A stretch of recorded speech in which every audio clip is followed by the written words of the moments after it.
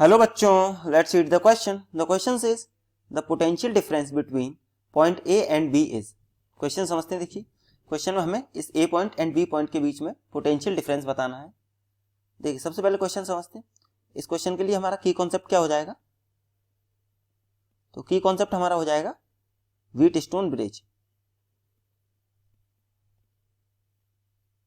देखिए Wheatstone bridge में हमें क्या क्या बातें पता होनी चाहिए कि मान लीजिए ये हमारा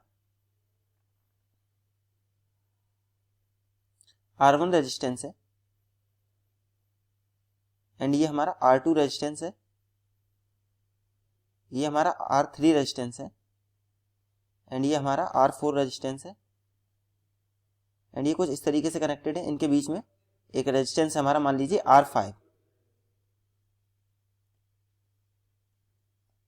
देखिए अब हम क्या अब ये मान लीजिए ये पॉइंट हमारा, this is point first and this is point second, ये किसी बैटरी से कनेक्टेड है. तो अगर हमारी ये कंडीशन सेटिस्फाई हो रही है R1 by R2, this should be equals to R3 by R4, then इसका मतलब हमारा क्या हो जाएगा? इसका मतलब हो जाएगा नो करंट विल फ्लो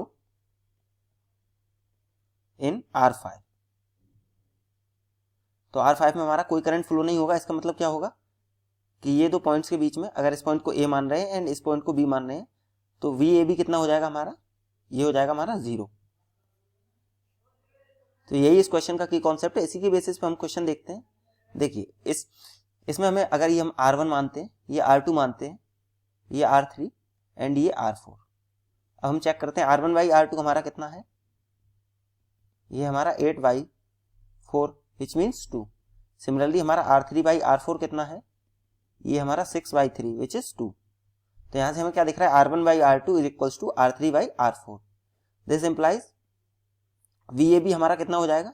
मान लीजिए अगर इसके बीच में हमारा रेजिस्टेंस होता कुछ, तो इस रेजिस्टेंस में कोई करंट फ्लो नहीं करता. इसका मतलब क्या है? A और B के बीच में पोटेंशियल कितना है? 0. तो यही इस क्वेश्चन का करेक्ट आंसर है. Therefore the correct answer for this question is option D. Hope you understood it well. Best of luck. Thank you.